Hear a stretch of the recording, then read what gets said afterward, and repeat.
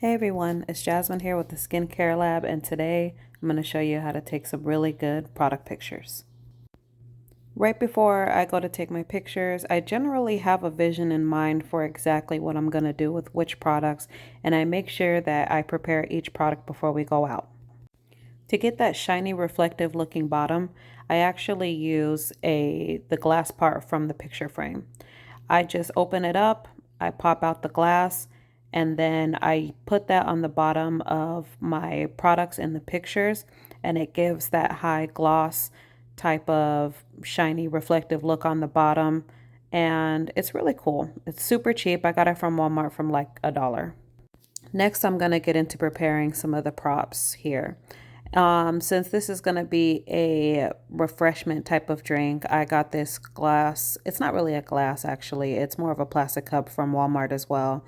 Just a couple bucks. I have some ice and some fruit from the produce section, and I'm going to chop it up and make it look like a pretty interesting drink.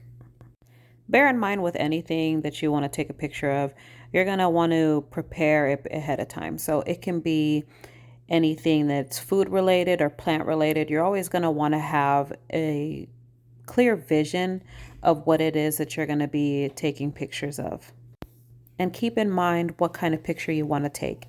Even if it doesn't come out 100% to what you envisioned in your head, it's still good to have a general idea of the direction that you want to go in. So you want to give yourself some room. In this product, in this product photography session, I'm only going to be using one general prop. Sometimes I do multiple options just to give myself more possibilities to look at. But I had a pretty clear vision for this, and usually the more simple you keep it, the better it is going to be for the photo. You don't want to have so much going on to where it completely distracts from the product.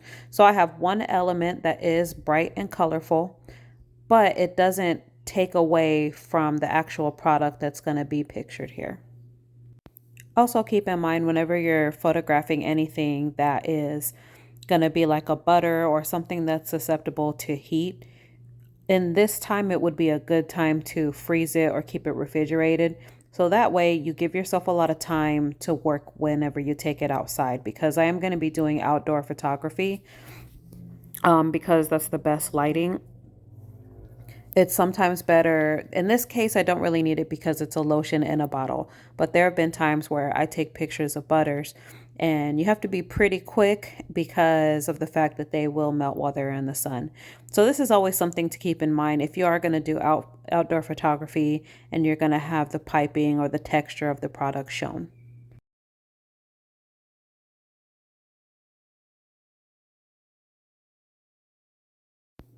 Now that the prop is ready, we're going to go ahead and take it outside along with our other equipment so we can go ahead and start taking our pictures. No matter where I've lived, I've always preferred to take pictures outside. Outside is the best light that you can get. I have my setup right under the sun. I make sure that the sun is facing directly in front of my setup here, and then I go ahead and I start shooting or getting everything set up to shoot. I have this set up kind of like it's like a T type of stand. It holds up relatively well, just enough to basically be able to take pictures. Not so much if it's windy outside, you may want to get something stronger to hold it up. But what I'm doing here is I'm just positioning everything, getting it ready to take pictures. In your staging, you can usually try to play around with a few different positions with each of the different types of props that you have. So I'm using some fresh fruit that's out while also still utilizing the drink that's behind the product. And you can just kind of play around with where everything's at and what's sitting next to what and how it looks. I'm just going to do a simple shoot here to get the point of the picture across, but there's a lot that you could play with if you had the time and energy for it. So positioning.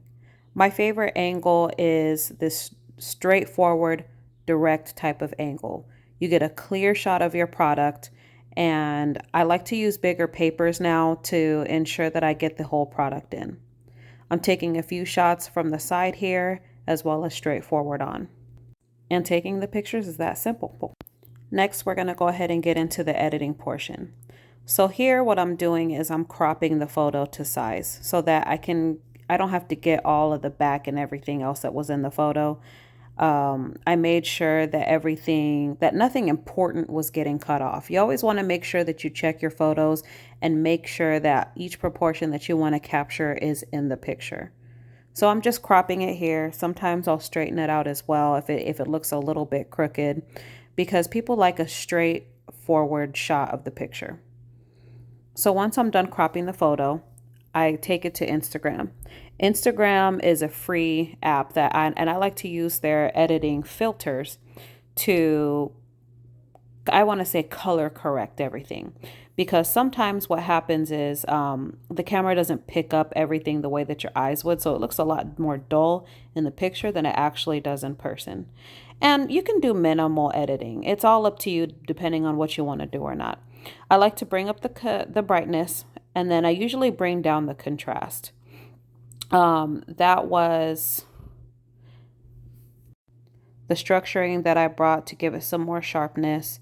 I usually, in most cases, bring the saturation down, but or the warmth down. But in this case, because it's a yellow picture, I went ahead and brought it up a little bit, as well as the saturation, to give it a good, rich, warm type of feeling. And I brought up the sharpness again to really instill that none of the details get lost. And then I do here what I call my tweet and delete, even though it's not tweeting. I post it and it saves to my phone with all the edits that I made. Next, I have to go make sure and check in my gallery. Sometimes it takes a minute for it to show up. So I just make sure that it's there. And then once it's there, we're going to move on to our next editing app. And there I went ahead and popped up, make sure that that's the correct picture. And next, we're going to use the Light Leap app. I do pay for this app. It's one of my favorites. It has a lot of features that I like on it.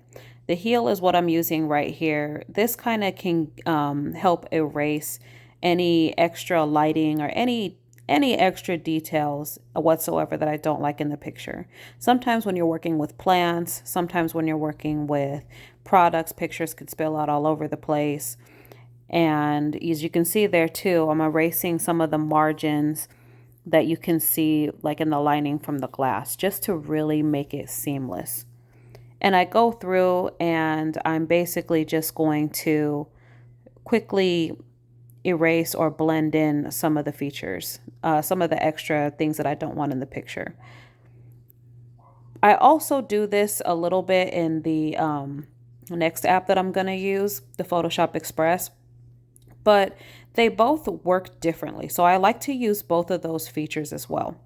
And if you mess up a little bit like I did right there, there's that back arrow button. You just hit that and then it undoes the mistake, and then you can move forward with anything else that you're blocking out there.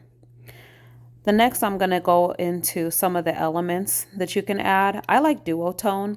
It allows you to add any sort of sparkles, any sort of glitter, just extra effects that you can have to your pictures if you want to give them an artistic edge.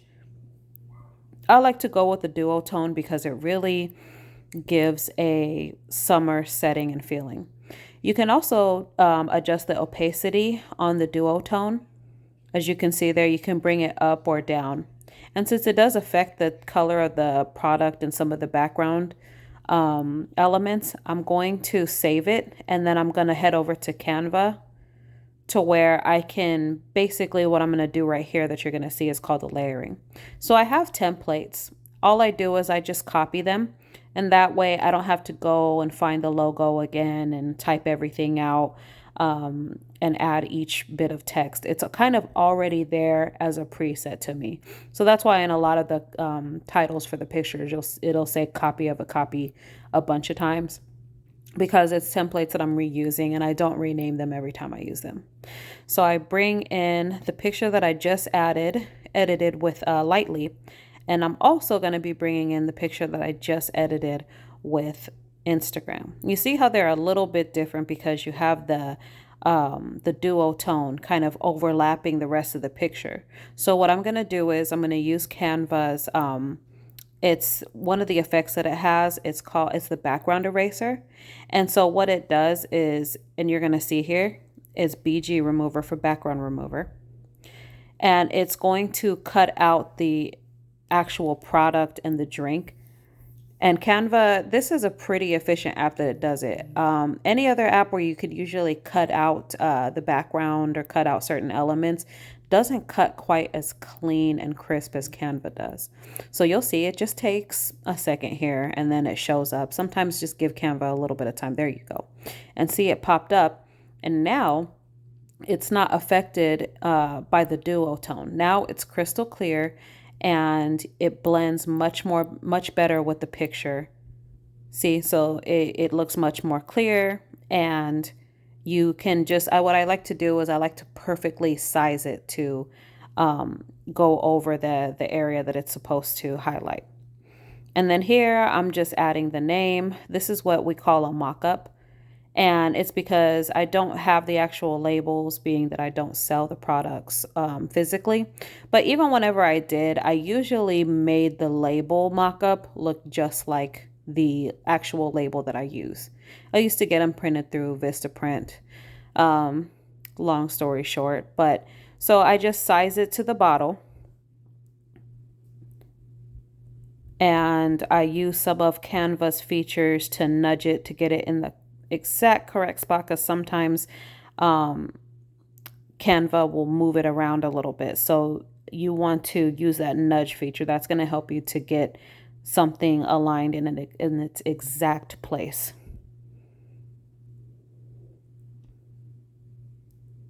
Normally I do this part last, but since in this particular picture I had to do the background remover for that one to turn the picture into a PNG, then I'm getting this part kind of out of the way first, so I will be able to just edit it in the other portions using the other apps.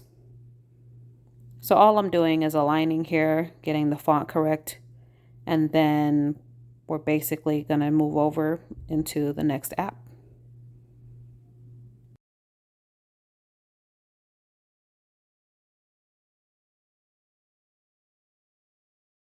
I usually move up the sizing bar to save it at its highest quality so it doesn't get any sort of fuzziness to it.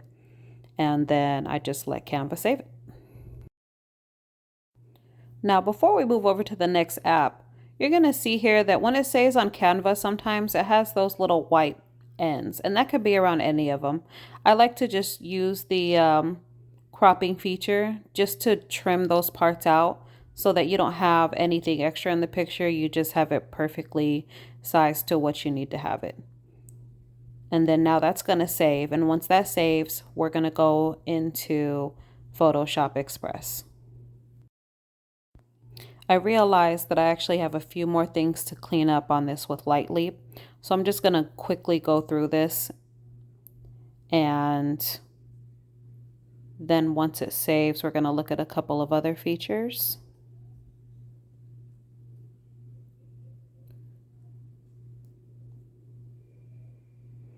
Okay, we're going to save it. And now we're going to go to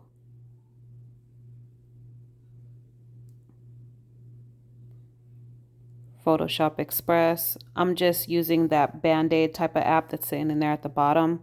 That's another one of the type of removers that I was telling you guys about. It blends a little bit further in a different way than the other ones do. The other one, it doesn't blend as cleanly. This blends clean, but the problem is if you use it too much, it can just bring in other lighting elements that don't look good. So the corrections that I make, I always bring down the clarity, and then I bring back up the sharpness a little bit to keep, make sure I don't lose too much of the definition. And then I give it a little bit of dehaze. And those were some cool light affects that I add in sometimes. You can try different ones. I have a few favorite presets, but it really gives it that summer feel. And again, you can adjust the opacity on it so you can see how far it shows or how it doesn't. I like both of those, so I'm going to save both of those to give myself some options to play with. And now we have two different edits for the pictures that we took. So it really is as simple as it looks. It kind of does go into the editing, but I hope that this was helpful. If you guys need any tips, any more tips on editing, I am absolutely happy to do more videos on editing. And I hope to see you guys on the next tutorial.